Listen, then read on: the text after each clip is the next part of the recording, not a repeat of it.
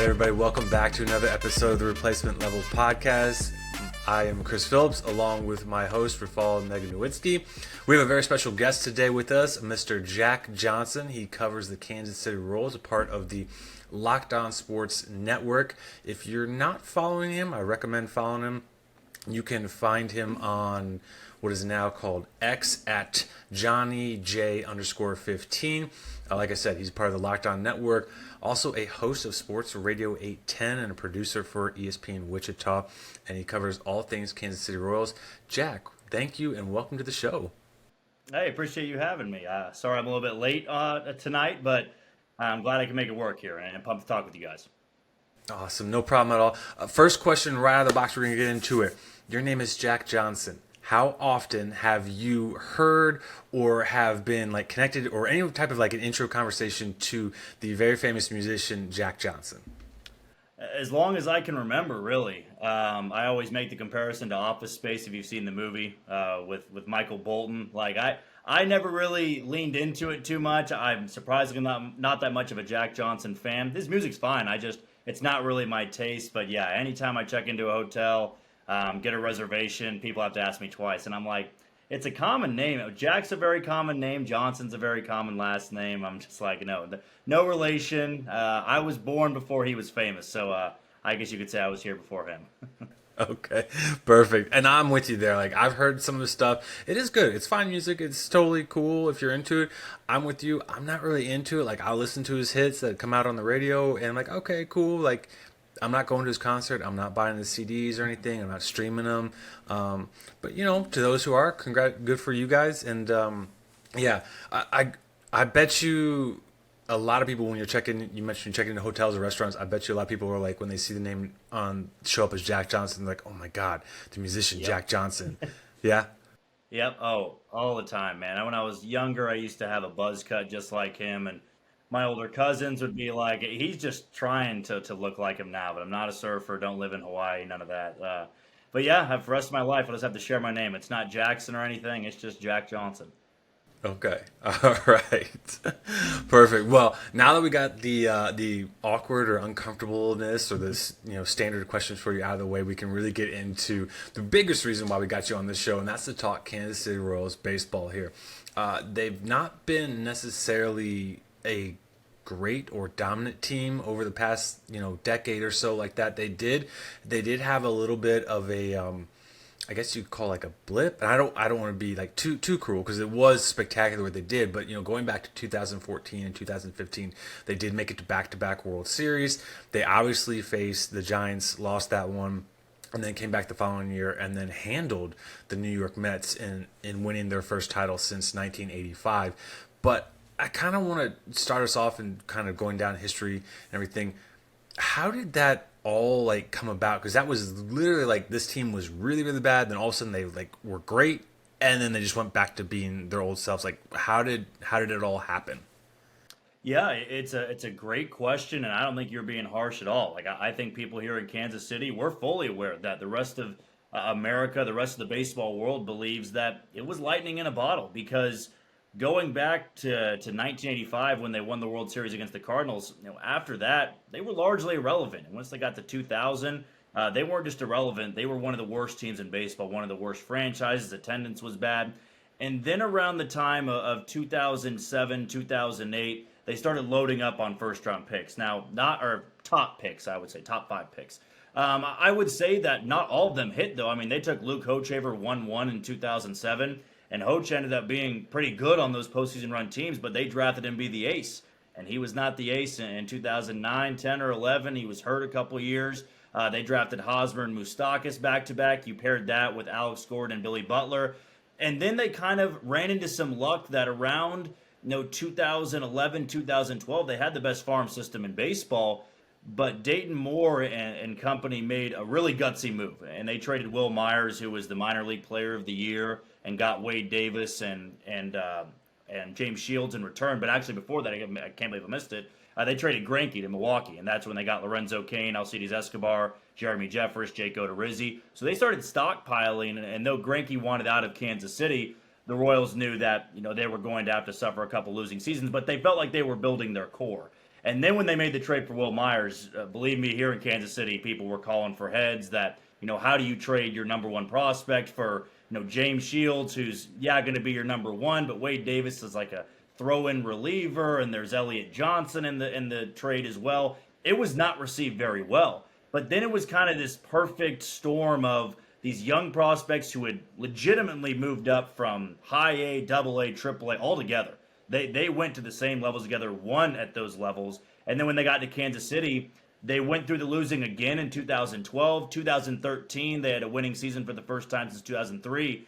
And then in 2014, it really just all came together. And I think when I look back, it was a really good team. Both those teams were.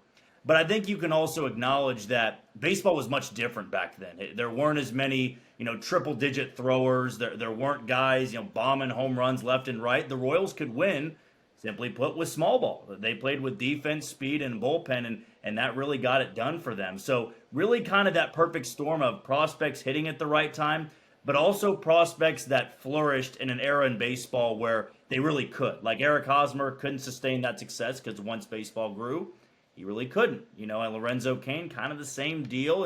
And I think every Royals fan is very fortunate to have those 2 years. You'll never trade that, but it was kind of a lightning in a bottle type of situation.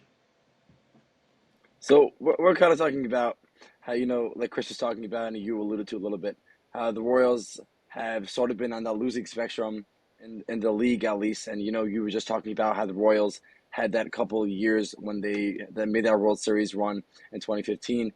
So I want to just talk about this year especially, and really just the past couple of years, mainly this year. 37 and 79 right now, last place in the AL Central.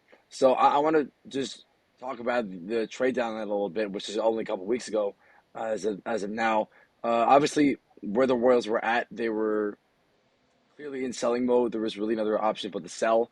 So how do you feel, how do you think the Royals handled that sell? Do you think that Yarbrough and Barlow was really enough, or could they have traded Carlos Hernandez and Salvador Perez, who were both guys that were on the chopping block at some point?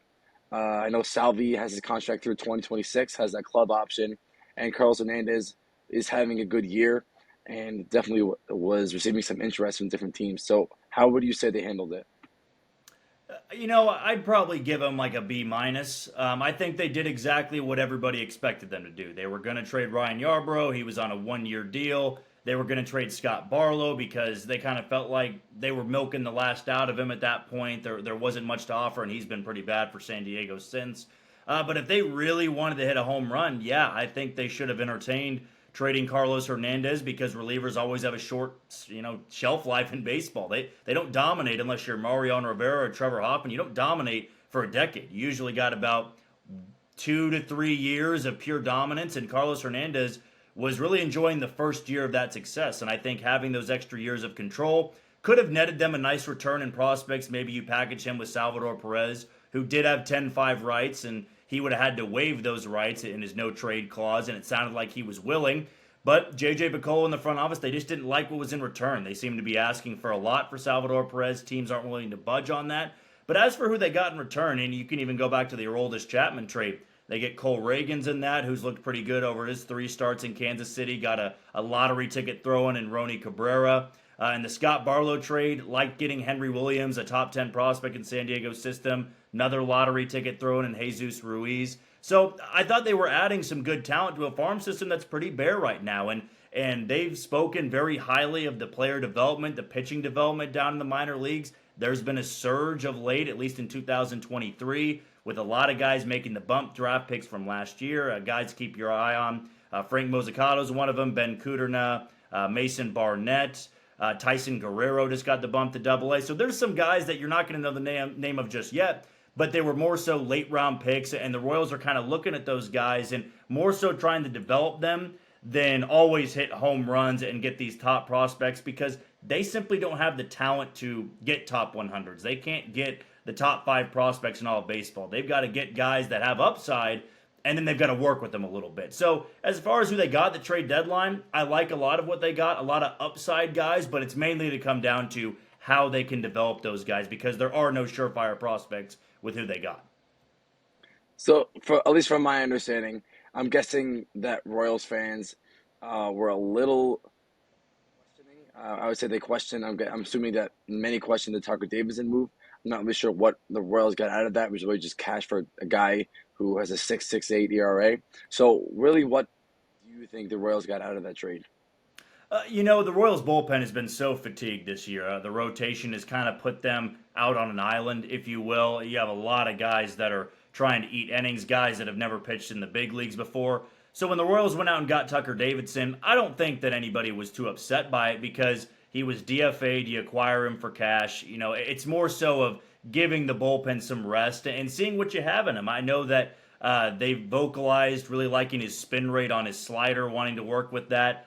His first outing came in Philly, gave up a 2-run home run, I think, to Bryce Harper in his first outing, but then pitched in the Boston series, I believe, in game two, and looked pretty good. I think he's really been leading on that slider. Again, it's more so of trying to emulate what Tampa does with how they go after guys on the waiver wire. They like one pitch, they like the spin rate, they like the missing of barrels, not always just high velocity and stuff like that. And the Royals have two Tampa Bay coaches, and Matt Quatraro, who's now their manager, and Paul Hoover is the bench coach.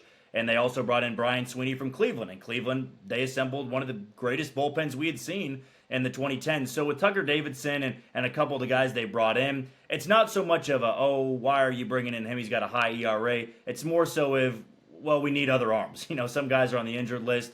Some guys are really struggling out there, and you're just trying to make your way through September. I mean, there's no other way to put it. The Royals are using a lot of guys because a lot of guys just simply can't get out. So they want to see what they have in Tucker Davidson, more of a flyer. Worst case, he's not very good. Best case, you have a guy under club control for a couple of years and he's a piece to your bullpen. So, Jack, I want to ask, moving forward, I guess, what is kind of the goal that the Royals have for the remainder of this season? I saw a tweet that you talked about earlier, which I thought was kind of an interesting idea about other teams may be kind of DFAing some bullpen guys, and you suggested that maybe the Royals just grab them and see what they have. Give them a little shot at the bullpen. If they've got something great, we'll keep them. If not, basically we just get rid of them and kind of move on. So, what is the goal for the Royals as this season kind of comes to an end for them? Well, the owner of the Royals, John Sherman, about a month and a half ago, spoke to a large portion of media members at Kauffman Stadium and hinted at the fact that this team is willing to spend, ready to spend, if they can get a core together. And I think that's the big question mark for this season is who really is in the core.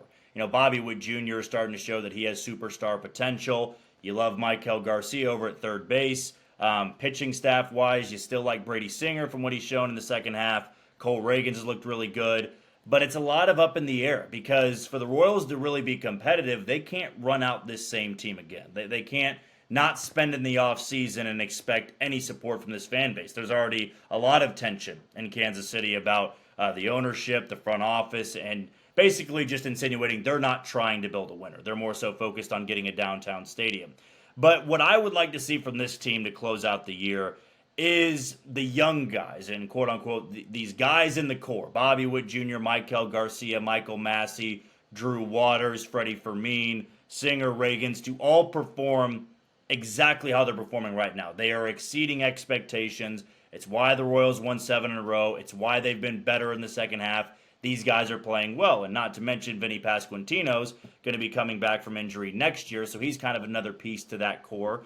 And I think if you can show the front office, show the ownership, these guys are talented because a lot of people in baseball say, well, if you're losing all the time, you can't spend any money. You got to get your guys in order. You got to get your prospects in order. Well, these guys are going to be up on contract. You can't just play out the rookie contract, never spend, and then expect to give them a long-term extension and say, hey, come play for us. Even though we lost 100 games every single year, we'll promise you money here. They want to see competitiveness, and I think they're willing to spend. I'd imagine they're going to spend more on money. So for that to happen, it's going to have to be Bobby Witt Jr. leading the way, Maikel Garcia right behind him, Michael Massey proving he can anchor second base, Freddie Fermin showing he can, be the backstop for the Royals if Salvador Perez isn't out there, Drew Waters being another piece to there, and some of the guys they acquired through trade. They got Nelson Velasquez from the Cubs. Where does he fit in? From the Dodgers, Devin Mann, 26-year-old first baseman. They're going to try out some of these pieces, but what I want to see, it's not so much about wins and losses. I've said this to the fans. No, I could give a bleep about wins and losses. What is loss number 88 different from loss 89? It's really not. What's win 37 from win 38? You can't really tell. It just feels good to win. It doesn't feel good to lose. But I think this team needs to show there are pieces. There are pieces you build around. There are pieces that are worth considering to extend. And that's why I think these last 2 months are still important. Some people don't tune in and watch anymore, but for those that are, that's what keeps them tuning in. It's what these young guys look like, and if they really are not only future big league fits, they're future all-stars. So there's one guy that you mentioned, Freddie Fermin. I think he's someone that really has made an impact this year. He's really made a nice contribution behind Salvi. He's only really had 155 at bats this year. Still has an 881 OPS. So is he someone, you talked about him, you mentioned him earlier a couple minutes ago, but is he someone that the Royals are speaking highly of, considering that Salvi may be leaving and walking at the end of the year? Yeah, I mean, Freddie Fermin's kind of been the talk of the 2023 Royals. If Bobby Witt Jr. wasn't stealing the show, this is a 28-year-old rookie. Really, really cool story. He's got a fascinating background. Was never really considered a prospect. He was a guy that was always far more mature and seasoned for where he was playing at. I mean, you're talking about a 25-year-old in high A, a 26-year-old in double A. And it's like, oh, he's pretty good behind the plate, but we're starting to see what type of power he really has in that bat. And it's kind of all gelling together. And he could be, the backstop for the Royals the next 2 to 3 years. And the fascinating story for him, he told the Royal scouts when they signed him, he said, if I don't make it to the big leagues, you can take all of this money back. That's how confident he was in himself about making it to the big league level. He flat out told the scouts, said, you can take all this money back if I never make it. And it's been such a fun story to watch. He's an easy guy to root for. Had a couple of walk-offs this year. But I tweeted this out today. I mean, the kid's got a 1.8 WAR in 50 games. Like, that's absurd by catching standards. I mean, Salvador Perez has had 3 seasons in his career over 2 WAR, and he's going to surpass that, assuming he keeps playing down the stretch. So, he's somebody I think the Royals really value. It was more so of a fun little story early on, but he's kind of showing now that he can be that backstop for the Royals the next 2 to 3 years, maybe. I want to go back. You were talking about the core of this Royals team kind of moving forward. Who is it? Like, in your opinion, who is that core that the Royals are going to be building around? And I guess the question is it really a good enough core to build around and kind of start going out and spending money in free agency and try and get free agents coming here and being aggressive in the offseason and in the season and adding talent to build a team again? It's such a tough thing to predict because I think a lot of us out here would say this core's not good enough. You can't win, 50 games in a season with this group and say they're ready to win now. The problem with the front office, though, they don't really have a choice. They have to spend. Whether this group is ready or not, they've got to show some sort of initiative, some sort of aggression in the offseason that, hey, the AL Central's terrible and nobody can die. This is the worst division baseball has ever seen. It is downright awful. You look at Detroit right now. Detroit's competing. They're 7 games out of first place, and they've got a negative 80-something run differential. Like, that should be attainable when you're looking at how to fix this offseason. You got to fix the bullpen. But, like, the Tigers have done a great job of competing in this division. The Royals have not been competing whatsoever.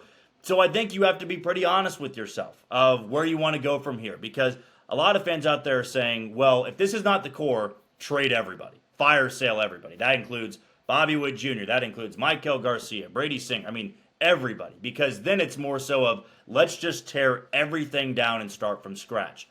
The problem is the ownership's not going to want that. Front office isn't going to want that because then you're going to have nobody at the games. If you actively tear everything down and say, come support us, it's not going to happen. I mean, Baltimore did a great job of it. They tore everything down, got top picks, but what did they do? They hired Mike Elias away from Houston, and they ended up hitting on all their top picks. Adley Rutschman, Gunnar Henderson. Jackson Holliday, now top prospect in baseball. They just keep pumping out talent, and the Royals have missed on a lot of draft picks. So that's kind of put them in a tough spot here. But I think that the direction they're going to go, they're going to pick about 4 to 5 guys in this lineup, say that's our core, and really try to assemble a roster next year through free agency, Rule 5 draft, trades, minor league trades, and kind of move on from the rest, because the fan base, they're not going to support another rebuilding year. This is year 6 of their rebuild, and it's the worst record. It might be the worst franchise record they've ever had. So I think they are going to try to pick a couple guys in this core, then go and spend, because to be honest with you, the fan base has kind of forced their hand here. They're not going to support a downtown stadium. They're not going to support this team unless you show you can put some money into this team. I wanted to talk about the rotation a little bit. Brad Keller has pretty much hit rock bottom this year. He's dealt with a couple of injuries. I heard they had that 15 ERA through 9 rehab starts. So what's the Royals' plans for the future? I know he's walking at the end of the year. He's getting free agency. Once he lands back a rotation spot for the Royals, once he gets back, what are the Royals gonna do moving forward, at least for the rest of the season?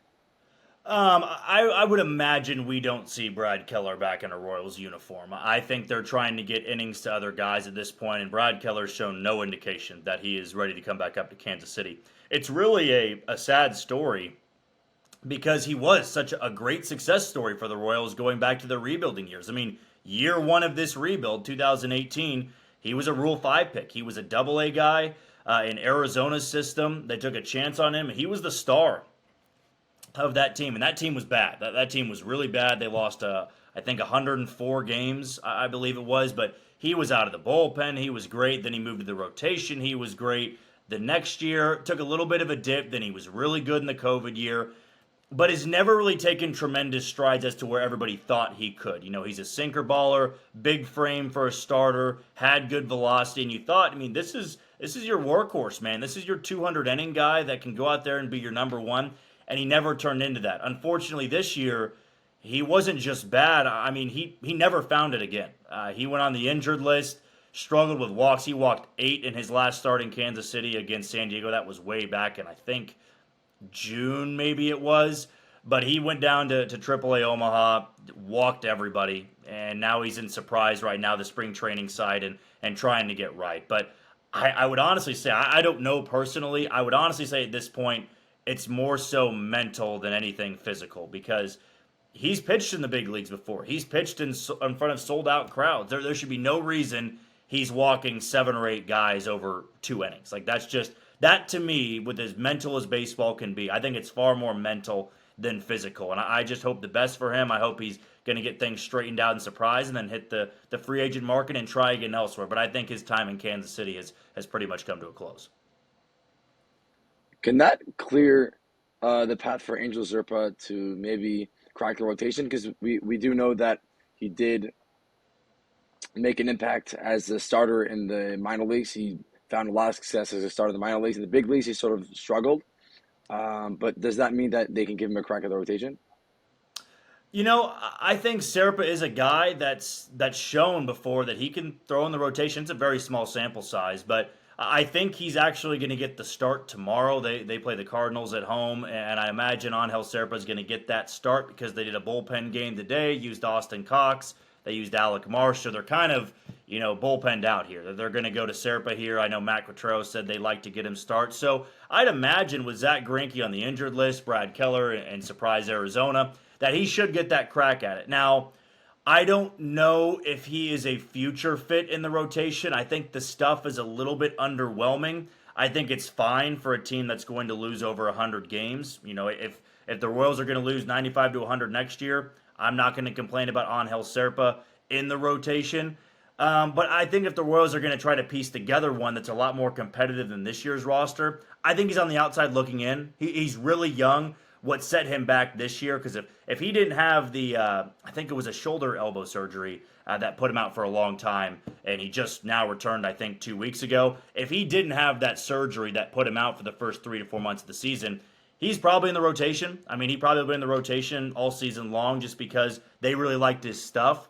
He's a bulldog out there. He's not afraid to work inside on right-handed hitters. A lot of people like that about him, but when you have that surgery, you have that injury, it sets you back, and you got to work your way back. Same thing with Chris Bubich for next year. Had Tommy John surgery in April. So working back from that, your velocity is usually going to be down. So right now, I'd imagine he's going to get 5 to 6 starts before the end of the season.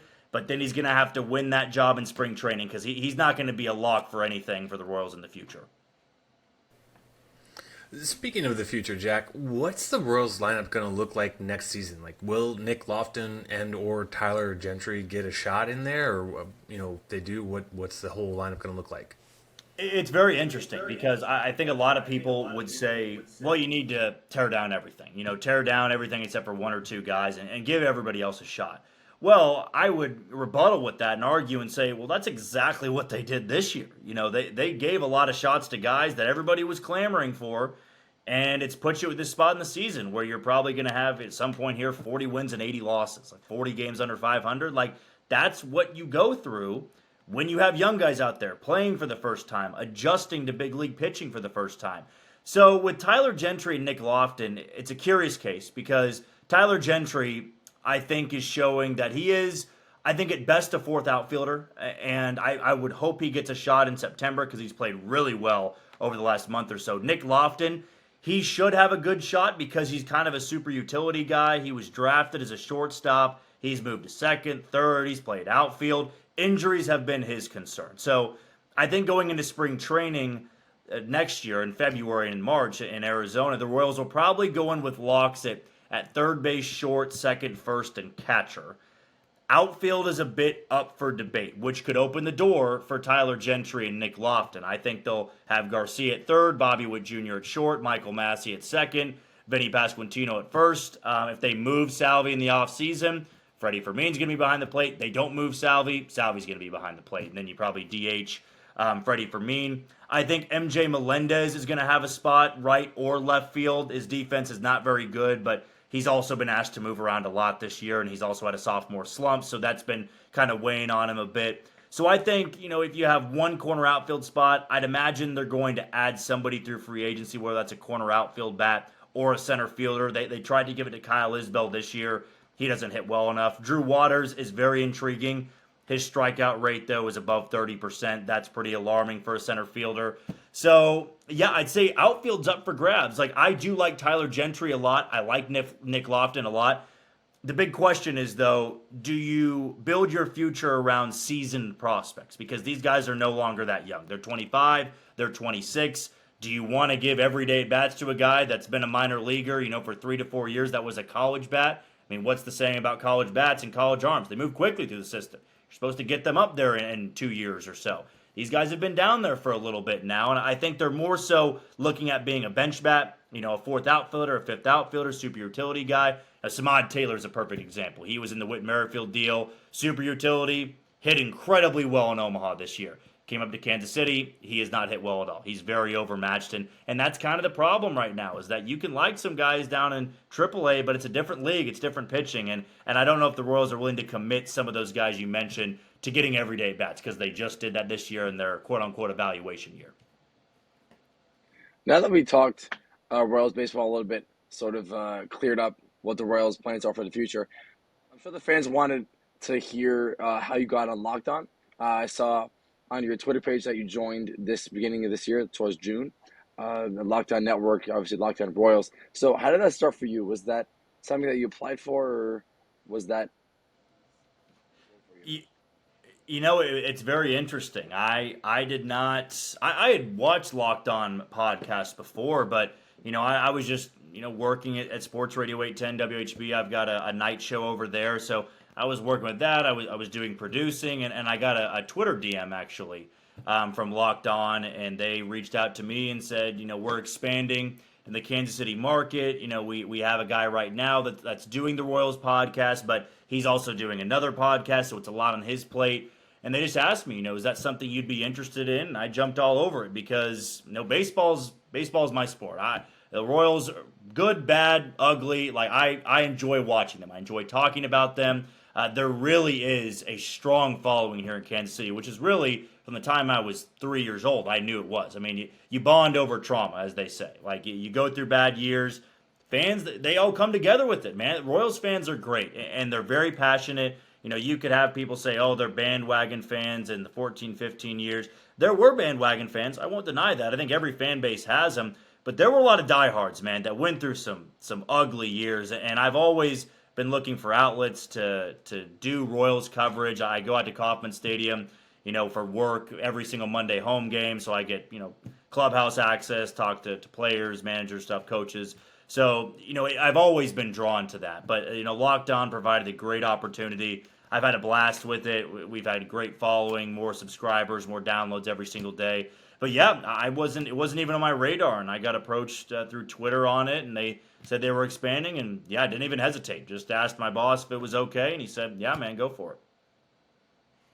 That's really cool. That's a really cool story. Like, there's a lot of people out there, I'm sure, that when they hear this are going to be jealous. Like, man, this dude just got a DM on Twitter and that's how he got it. Like, I wanted that. You did mention something that I want to just chime in real quick.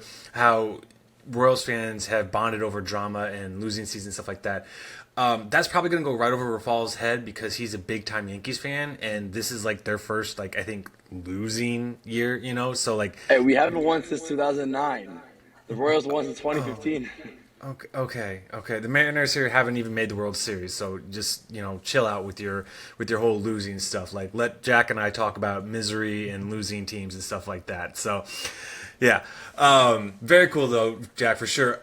As we're kind of wrapping this up here, Jack, what can fans look forward to next from you that coming up? Like, you have the night show you're talking about here. What's coming up next on Locked In? Like, give us a little preview, give us a little taste here. Yeah, it's kind of fun to do the podcast daily because you can always think of new ideas the night before. Guests kind of come to me every once in a while. I think the last guest we had on, Jared Perkins, he's over at Just Baseball. I had him on for the trade deadline. We had former Royal Brandon Finnegan on at one of our earlier episodes. So I do have some connections to some former Royals and stuff like that. I'm going to try to work on getting a guest here or two. Definitely as the season winds down, because now that the trade deadline's passed, the draft's passed, you're going to have to start thinking of some really good talking points here. But, I would say here in the next day here, we always do Mailbag Friday, so I always open it up to questions. People can ask me whatever they want, assuming they keep it PG. We can't curse on the podcast or anything like that, as much as I like to. I got a bad mouth, so I definitely do let it fly when I'm watching those games. But we have Mailbag Fridays all the time. People ask questions. Usually get a really good turnout of those, like 14 to 15 questions about this team, which is great because this team is nearly unwatchable to the rest of baseball. So you just think when they are competitive, when they are competing, what that can turn into. But as for the next week, they got the Cardinals over the weekend. Mariners coming in town Monday through Wednesday, I believe it is. They'll go to Seattle a little bit later on this month, I think it is. They got a trip coming up to Wrigley, which will be really fun. But yeah, I think I'll just be diving into a lot of these young core guys. I'm going to do some more deep dives into the pitching staff here. I'll be there at Kauffman Stadium on Saturday watching Cole Reagan start. So yeah, I would say if you are looking to follow along, if you want to see positives, I'm going to give them to you, because I always say with this team, it's easy to come on a podcast or do a show for 30 minutes and just say all the negatives, say how bad they are. Of course, everybody knows they're bad, right? You got to find someone else to talk about, someone else entertaining if you really want to have a following. So, yeah, a lot of deep dive into the core, the pitching staff, and maybe some free agent guys to look forward to in the fall and the winter. So just for our listeners, this was Jack Johnson. Just to give you guys a little overview again. I know we hit the beginning. Just again, check him out on Twitter at JohnnyJ_15. Just again, he's the host of the Locked On Royals. Check him out on Spotify and YouTube. Yes, you can go on YouTube, all the podcasting platforms and stuff like that, or just follow me on Twitter. I'll tweet all those links so you don't have to worry about it. There you go, Jack Johnson for you. Also a sports radio 810 and producer for ESPN Wichita. All of those, check him out on Twitter and all of his Royals and pretty much anywhere you can find him and follow him throughout the year. Jack, thanks so much for joining us. Hey, thanks for having me, guys. It was a blast. So make sure to check him out again on Twitter. Check out this episode on YouTube, our Spotify account, Apple Podcasts. Make sure to like, follow, subscribe, share it to a friend if you have a friend interested in baseball podcast, replacement level baseball. Make sure to share with a friend, give them our YouTube account, and there you go. Videos, you got shorts, YouTube shorts. We also uploaded that recently. That's been a new addition to the replacement level podcast. But for today, that is it for today. That's a wrap, and we will see you guys next week.